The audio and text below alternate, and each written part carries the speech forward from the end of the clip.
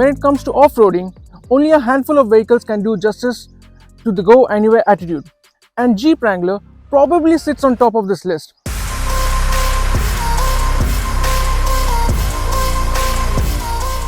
But I've always wondered why the Jeep Wrangler has been hyped so much.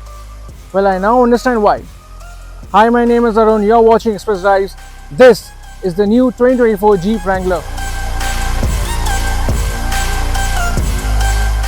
So Jeep has introduced the facelifted Wrangler in India. Now it's not all new, but for me it does feel all new because it's my first time in a Wrangler. So let us see what all changes it gets in this 2024 iteration and what makes the Wrangler legendary.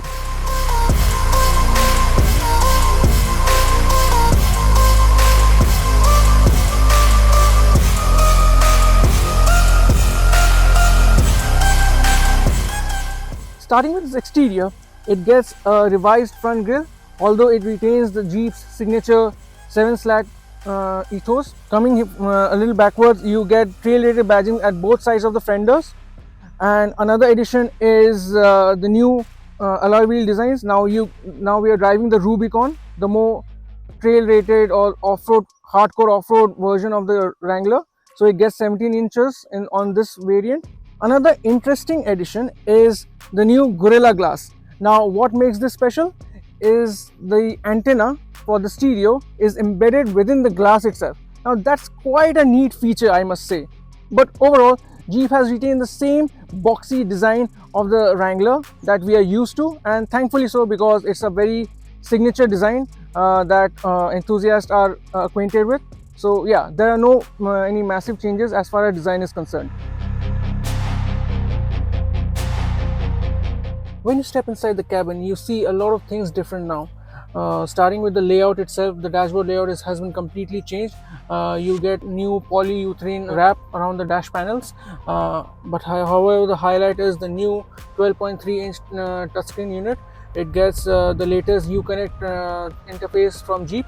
Personally, I like the fact that Jeep has retained the physical buttons and knobs. Personally, I prefer them over the all digital touch panels. You also get a chunky looking grab handle for the front passenger, and you do need it when the SUV goes off-road. Overall, there are soft panels here and there are hard plastics here.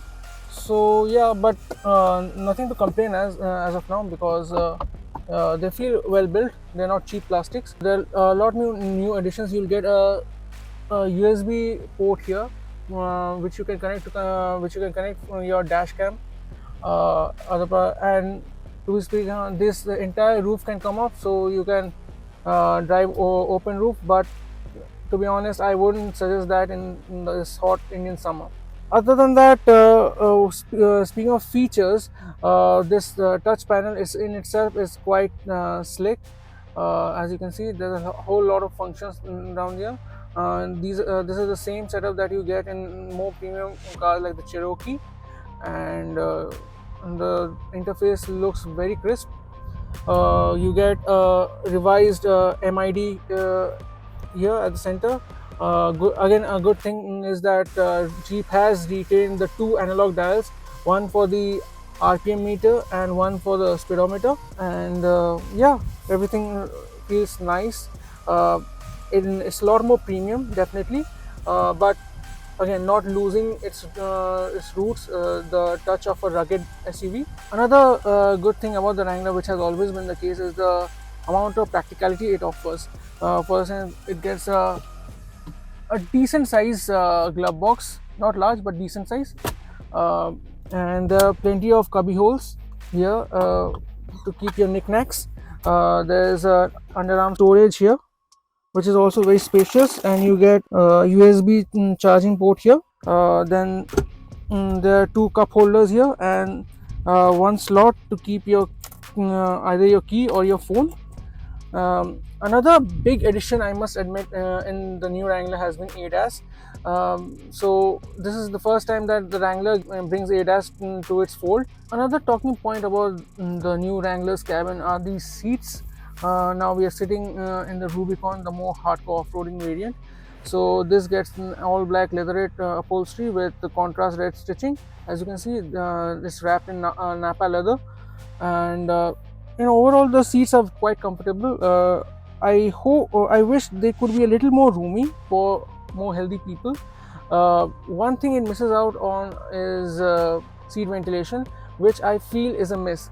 For the segment this car comes at, I think seat ventilation should have been offered as standard. It now gets 12-way power adjustment, so you can adjust your seat to your liking. Stepping inside the rear seats, now as you can see, the Wrangler comes in strictly as a 5-seater in India. Now as you can see, there's plenty of room inside the cabin, despite the all dark interiors. My height is 5'9". This seat is set to my position, and there's, as you can see, there's plenty of knee room and leg room. There's a decent amount of, more than decent amount of headroom as well. Shoulder room, I guess um three people, 3 adults might be a little bit of squeeze. 2 adults, one child would be a better fit. And there's a long, very sizable transmission tunnel here, so the middle person has to make do with it. Other amenities include rear AC vents, 2 USB and 2 C-type charging ports. In addition to that, 230-volt power socket here, so there's no dearth of charging options as far as concerned. Now, another big addition that the rear seat passengers will enjoy are these Alpine speakers. Now, these are extremely intuitive and enjoyable. So, yeah, this is another big addition for the Wrangler enthusiast. As I said earlier, you don't get a panoramic sunroof, but this entire roof can come off. But again, as I said earlier, I wouldn't advise that on Indian summers.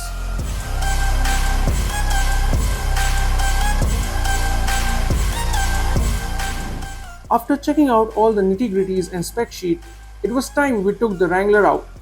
We started out on the roads for a brief 20-kilometer stretch on tarmac, mostly driving it on B roads surrounding the forest reserve near Chandigarh, where we stayed put for the media drive. For such a long and wide car, the Wrangler did an impressive job thanks to the predictable steering, even though it felt a little heavier than usual modern SUVs. It will also take the user a bit of time to get hold of the Wrangler's size, especially in sharp turns on such narrow village roads. As expected from a ladder-on-frame SUV, there is noticeable sideways movement while taking these turns, but nothing alarming. For a pure off-road vehicle, the suspension on the Wrangler has been tuned to find the right balance. Although I found it slightly on the softer side, it gobbled up large potholes at high speeds without transferring any considerable movement inside the cabin. Speaking of the cabin, while it was my first time on a Wrangler, I was told by my senior industry colleagues that the in-cabin experience is a lot more pleasant than before, with improved NVH levels. I also spent some time on the back seat, and the on-road comfort is comparable to any modern SUV. One thing which left me disappointed was the engine performance. Now, for a car weighing easily above 2 tons, I don't expect it to be a hustler, although it takes an awful lot of time to build up speeds. On paper, the 2-liter turbocharged petrol motor churns out a substantial 270 horses and 400 Nm of peak torque, but lacks the surge needed to push such a big vehicle to triple-digit speeds. The motor isn't one of the smoothest out there, which one wouldn't notice if the windows are pulled up, thanks to good noise insulation. But it does get noisy when the RPM needle shoots around 5000 to 6000 RPM mark. Further, there is noticeable turbo lag between 1500 and 3000 RPM, but the effect is amplified by the slow responses of the 8-speed automatic gearbox.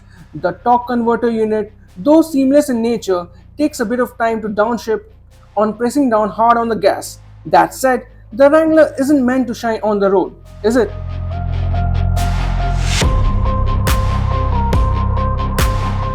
The Wrangler is meant for hardcore trail bashing, and in this area it didn't disappoint me one bit. It can pull off unimaginable stuff with so ease that it will put all the modern SUVs to shame. We were driving the top spec Rubicon, which benefits from some additional hardware over the unlimited trim, giving it the hard-earned trail-rated badge.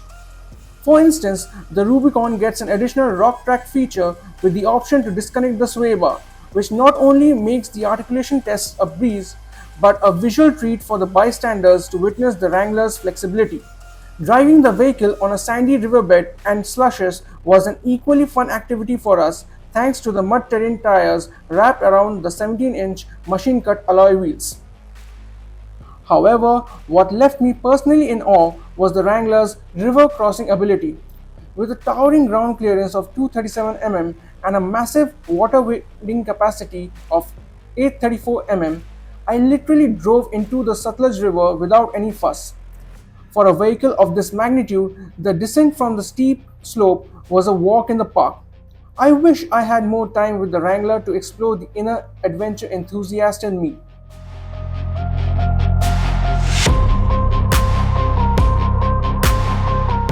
The Wrangler is an off-roading behemoth and it encapsulates the true essence of adventure. It can overhaul obstacles with so ease that the so-called modern SUVs can't even dare to attempt. In on-road scenarios, the body-on-frame SUV shows its limitations with a heavy steering and body roll, but the overall in-cabin experience remains decently comfortable. Jeep has made an honest attempt in bringing a bit more premiumness to the package, but the good thing though, it still sticks to its roots. The go anywhere attitude hasn't died and it continues to prosper in full glory. That said, the Wrangler isn't everybody's cup of tea and will find itself parked in the garage of a true off-roading enthusiast only. If you like this video, give us a thumbs up and share it with like-minded enthusiasts.